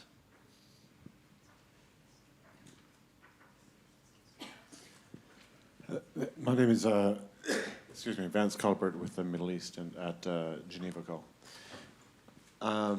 Thanks again for the mapping that we've done on leaders across the Middle East. I think one of the things that we focused on was religious leaders who had influence in armed groups. But I think a lot of this conversation is pointing at what kind of influence. And we know a lot of religious leaders can have positive influence, but they can also have negative influence. And this raises a lot of interesting questions when we engage with armed groups. There was a question here about engaging with communities on self-protection. In an engagement with a community, you try and give as much voice as possible to the community. When you're engaging with armed groups, the question has sometimes been, can you have this giving the entire voice? When we come with our own agenda, which is IHL. And we want to find common ground on IHL, but we don't necessarily want to find common ground on all issues. One example is Sistani in Iraq, with who we managed to use the 20 points he's given on engagement in armed conflict to great effect in promotion of IHL across Iraq and other parts in the Shia world. But there's other teachings of Sistani which would be much less palatable to humanitarians, which we try and have less, which we obviously promote less. This is a question that comes up consistently in our engagement with religious leaders. Where do we find common ground? Where is this a conversation? Where is this giving the word to religious leaders who are ultimately the ones we want to influence the armed actors? And also, as you mentioned previously, Riza, the armed actors themselves are often political actors also. Sorry, maybe it wasn't you who made that comment, but what's the geopolitics? And the geopolitics can change of religious leaders very quickly. One example I'll give here is with HTS in northeast Syria. Here we have a group that people sometimes reflect as being the first al-Qaeda-linked group that could potentially come in from the cold, accept values that are more in line. During the PBS interview, the leader suggested that he was welcome to engage with humanitarian organizations, but which hasn't quite yet happened. And they have an ideologue. They have a religious leader who very quickly changes the narrative and puts it out on social media based on the political decisions of the leadership. So just again, a reflection on this research moving not just who has influence, but also, of course, how do we engage, whose words do we put forward, how are we strategic, and where do we put the lines around the values we're engaging on. Thank you. Well, thank you. I am Nasser from the Permanent Mission of Libya to the United Nations here. Just a small question is that I could see that the research is going to examine so many situations in Latin America and also Africa and Asia and the Middle East with different religious and also social backgrounds in different conflict.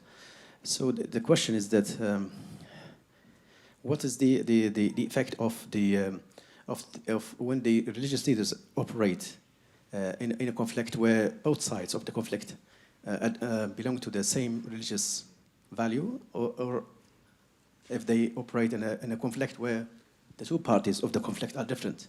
So what is how do you measure success from your research? Does it have is it a factor? Is it, this is something that if you could share light on this. Thank you. Thank you. I'm very happy to see that there are so many questions, which shows that this is really a conversation to be continued. I'm afraid we cannot take now more questions due to the lack of time.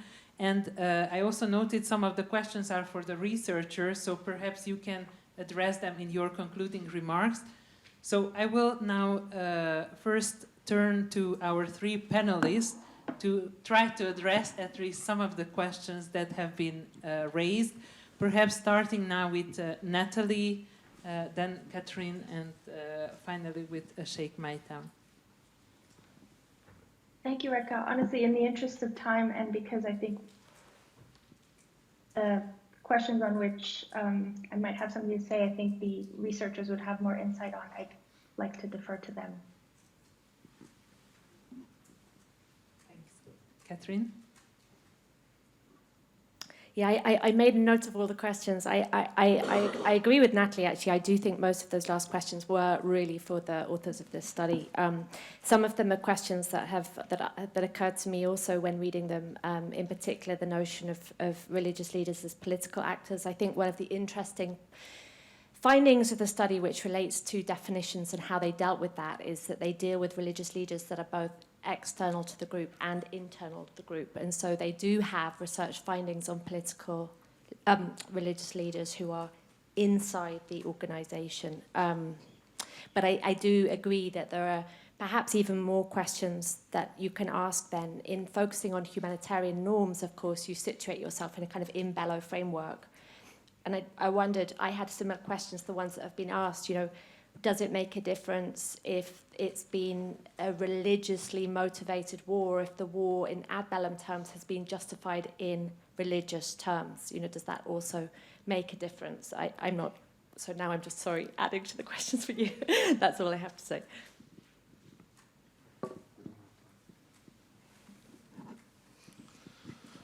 Well, let me begin with the question on the red lines when it comes to civil society, NGOs dealing with religious actors. I think there's a very interesting book for Dr. Mayfair Yang, who's a Taiwanese anthropologist, and it's called Re-Enchanting Modernity. It talks about the example of China and how it was very impactful due to the restrictions on CSOs, on NGOs in China, to deal with religious actors, and it even entered into a debate within the book on the perspective that CSOs should not deal openly with religious actors. I feel that CSOs should have a very positive relationship with religious actors, and they could obviously ensure their independence, their positioning policy, but they need to obviously engage in direct communication with religious actors.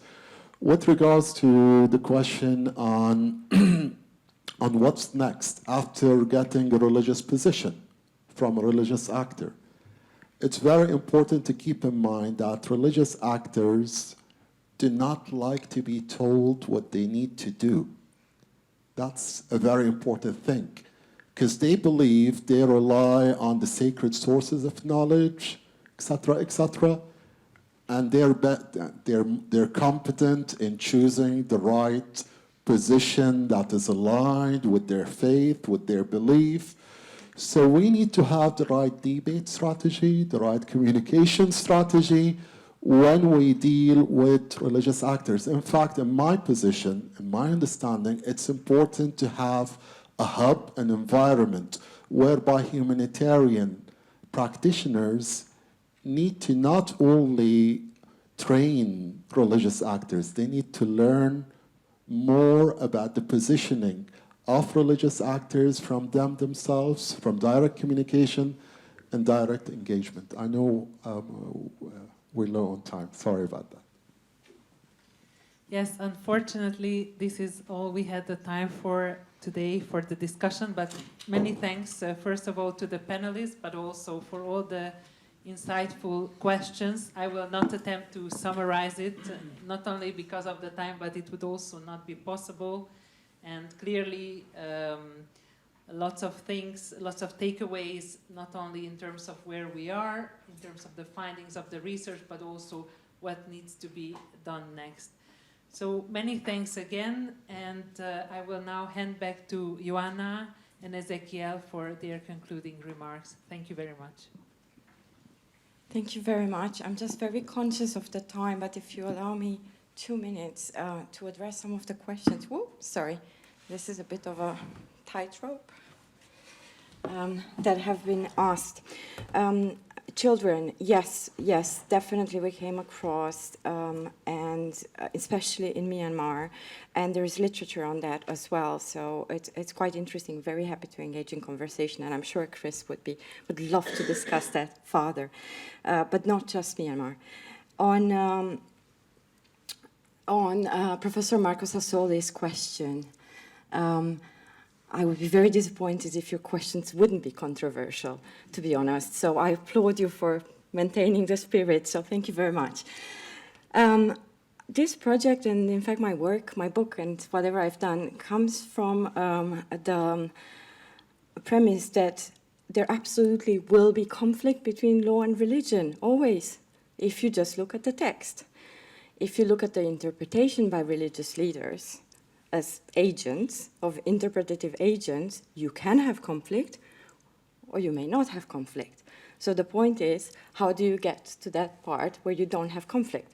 And I think what we see, I'm just looking at Ahmed here because he's in front, what we see is some humanitarian organizations have done immense work to actually provide interpretations that show that you can deal with the tensions and you can address things, and you won't convince every religious leader, by all means.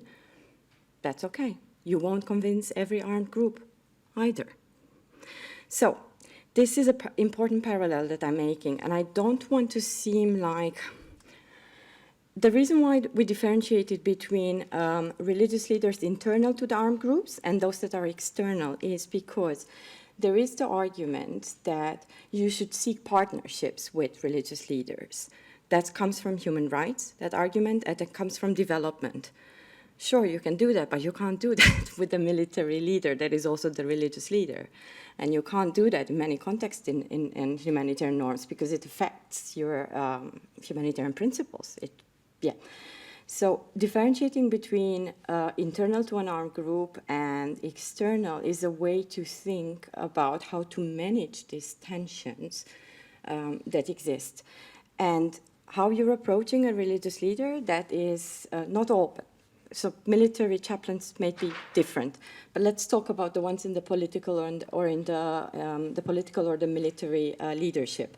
The way you're approaching them is in a similar fashion you're approaching non-state armed groups, and humanitarians have been doing that for a long time now, and they've been doing it with success. So we should learn from their own practice. It's not that difficult. The fact that they're religious, from this point of view, makes a huge difference in terms of the knowledge you need to bring to the table, but not in other points of view, in my perspective. Okay, so I will just conclude. We're going to have a cocktail in the Interpetal, I'm told, and I would like to invite you all. But before I close, I would like to thank Rekha and Maitham and Catherine and Natalie, and I would very much like to thank the co-organizers, the EU and Switzerland. I would like to thank Geneva, our project partner, the IHL Center, and the Buenos Aires School of Law. And I'm sure I'm forgetting some. Oh, yes, the funder. Never forget the funder. The UK's Economic and Social Research Council, who's been fantastic. And I would like to thank our fabulous project team and Ezekiel, who has been extraordinary over the past, how many years now? Too many. We need to stop working together. Thank you very much.